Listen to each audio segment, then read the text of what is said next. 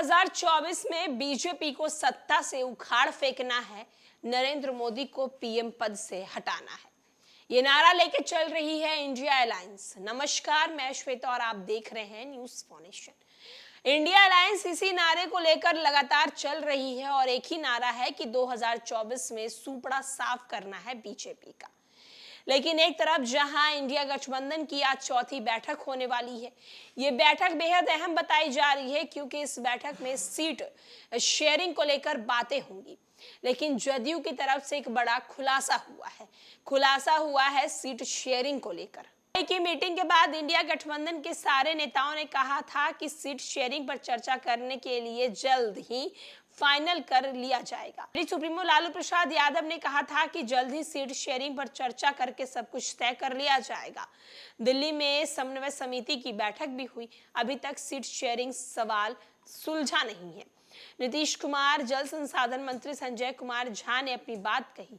संजय झा कहते हैं कि नीतीश कुमार इंडिया गठबंधन बनाने में महत्वपूर्ण भूमिका निभाई है। मुख्यमंत्री नीतीश चाहते थे कि सीट शेयरिंग की बात फाइनल हो जाए। अब 5 राज्यों की विधानसभा चुनाव के बाद सीटों पर बातचीत होगी। उन्होंने कहा चुनाव के बाद ही रैली भी होगी। गठबंधन के नेताओं को 5 राज्यों के चुनाव परिणाम का इंतजार था और उसके बाद अब आगे की रणनीति तय की जाएगी। इंडिया गठबंधन की तीसरी मीटिंग मुंबई में 1 सितंबर को हुई थी। उसमें शामिल कई नेताओं ने कहा कि यह तय हुआ है कि सीट शेयरिंग जल्द कर ली जाएगी। सीपीआई माले महासचिव दीपांकर भट्टाचार्य ने तो यहां तक बता दिया कि राज्य में सबसे मजबूत पार्टी को बाकी दल सीट की विश लिस्ट देंगे, लेकिन बात नहीं मानी गई। इस बीच एमपी विधानसभा चुनाव के उम्मीदवार को लेकर कांग्रेस पार्टी अखिलेश यादव की समाजवादी के बीच खटास जैसी स्थिति बन गई। कांग्रेस वर्किंग कमेटी की हैदराबाद बैठक के बाद गठबंधन की सबसे बड़ी पार्टी में रणनीति बदल ली।